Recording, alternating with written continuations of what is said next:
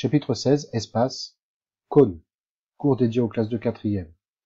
Donc ce chapitre est consacré à la découverte du cône de révolution, à la découverte de son patron, puis à la découverte de la formule qui calcule son volume.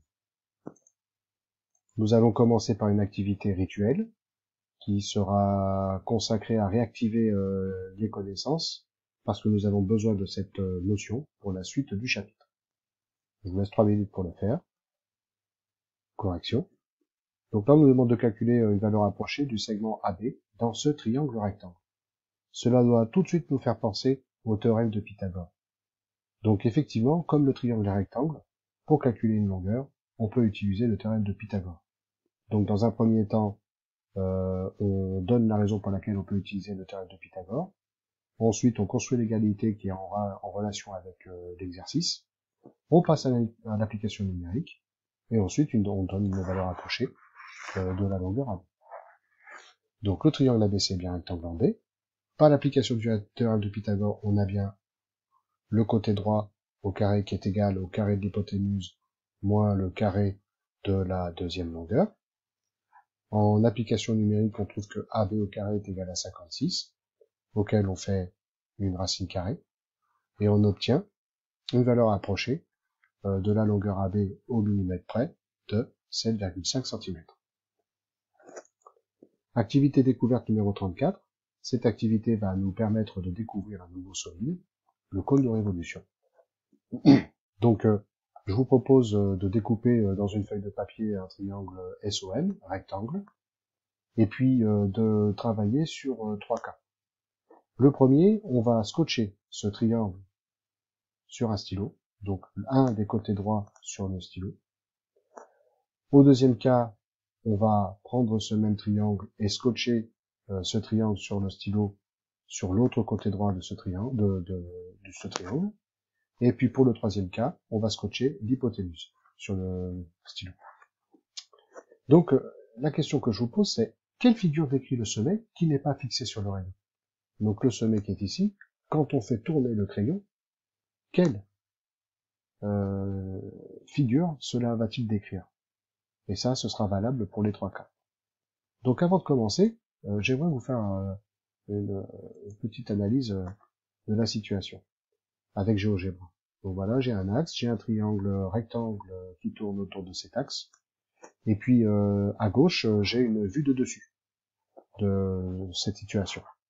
Et on voit bien qu'en laissant afficher la trace, lorsque ce triangle tourne autour de son axe, il décrit à sa base un disque.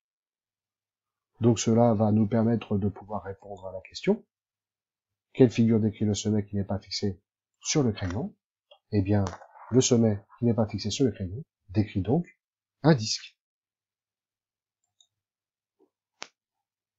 Le petit b de la même activité, quelle figure parmi celles dessinées ci-dessous obtient-on dans chaque situation?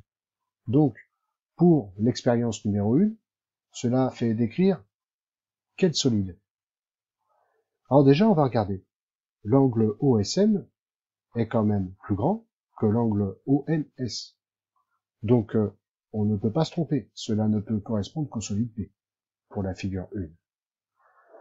Pour la figure 2, donc de l'expérience 2, cela peut faire correspondre que le solide D.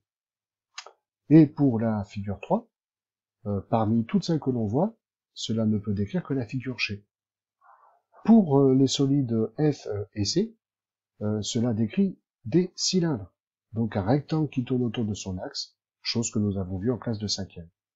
Et puis pour les figures A et E, on remarque que les sommets représentent des situations qui n'est pas un triangle qui tourne autour de son axe, puisque justement le sommet est désaxé, donc ça ne peut pas être cela. Donc finalement, on arrive à ça. L'expérience 1 fait correspondre le solide B, l'expérience 2 fait correspondre le solide D, et l'expérience 3 fait correspondre le solide G. Donc, pour le petit c, les figures obtenues sont-elles toutes semblables? Alors, il y a quand même une question intéressante à se poser.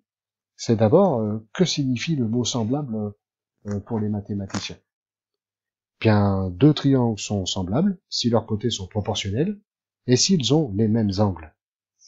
Alors, analysons la situation, et on est obligé de constater que aucune figure ne respecte les conditions. Pour le B et le D, on est forcé de constater que les bases n'ont pas les mêmes dimensions et que l'angle au sommet n'est pas le même que en D. Et puis, pour le G, il n'y a pas de relation.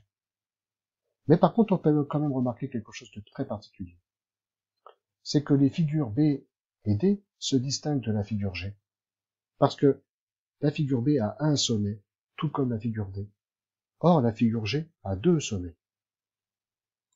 Donc la différence notable est tout de même celle-ci.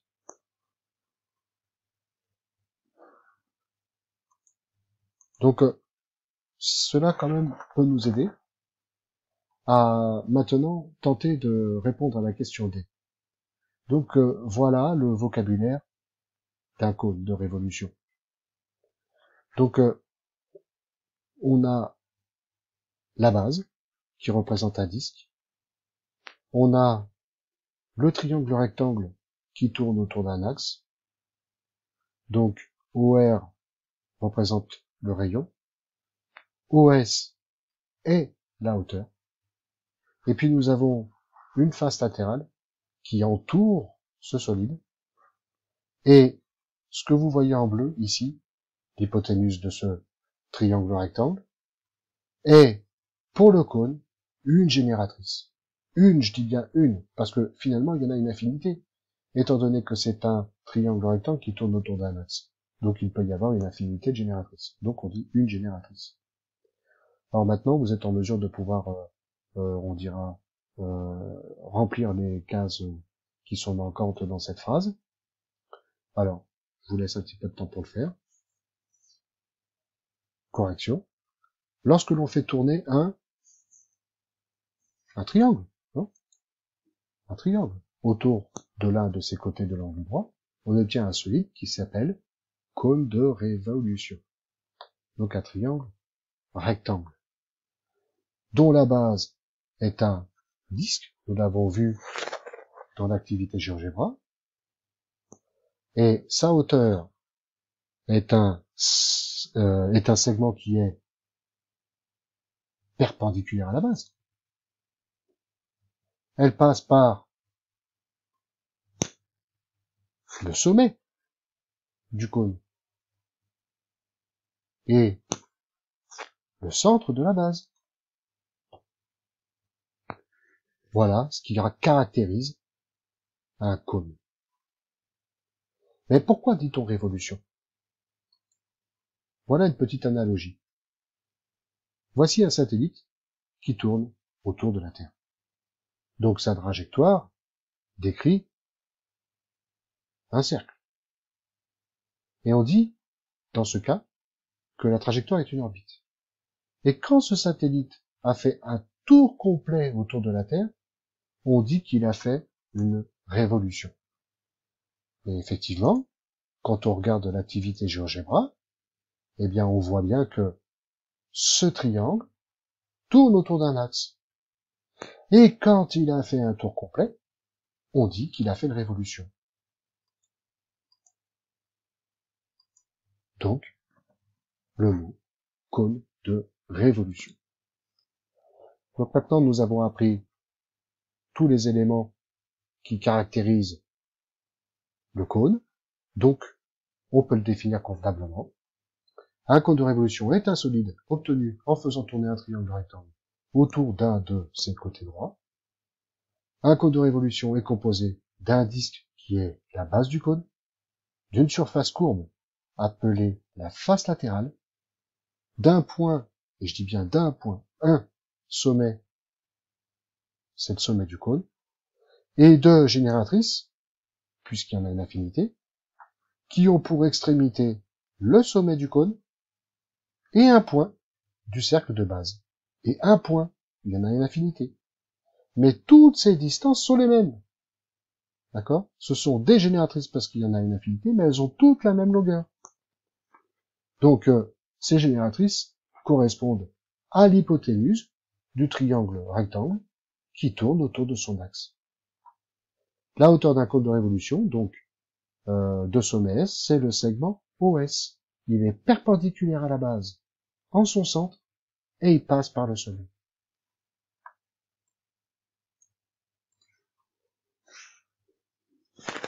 Exercice numéro 1. Donc, quelle figure faut-il faire tourner autour de l'axe rouge pour obtenir un cône de révolution? Alors, je vous laisse 2-3 minutes pour faire cet exercice. Correction. Si je regarde la première figure, eh bien, quand je vais faire tourner ce triangle rectangle collé à son axe par l'hypoténuse, je vais obtenir deux sommets. Ça ne correspond pas à la définition d'un cône de révolution. Si je regarde la figure 3, lorsque je vais faire tourner cette figure, est-ce que je vais obtenir un sommet? Non. Là, ça va être un cylindre de révolution. Donc seule la figure 2 correspond. Effectivement, la base sera bien un disque, avec une hauteur qui passera par le centre de ce disque et le sommet. Donc seule la situation numéro 2 correspond.